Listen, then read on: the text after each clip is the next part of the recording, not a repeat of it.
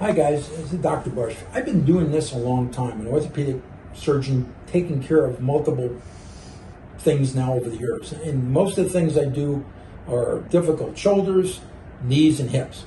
And the problem is that I also take care of a lot of insurances that a lot of people don't. We do a lot of work comp and a lot of Department of Labor and a lot of letter of protection accident ones.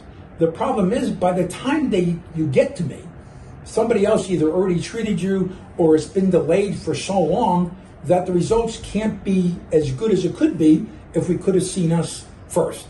And we get this story all the time when they come in that we couldn't find anybody or couldn't find anybody good enough to do this going forward. And I see people 1 or 2 years after an injury, which is just criminal to me because a simple thing could have took care of them ahead of time.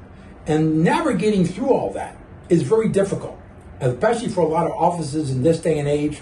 They don't know what hoops to jump through to get permission to do certain things. We've done this a long time, and it's difficult. I'm not going to say it's not, but we can accommodate those kind of things going forward, and we can help in those circumstances and navigate through that.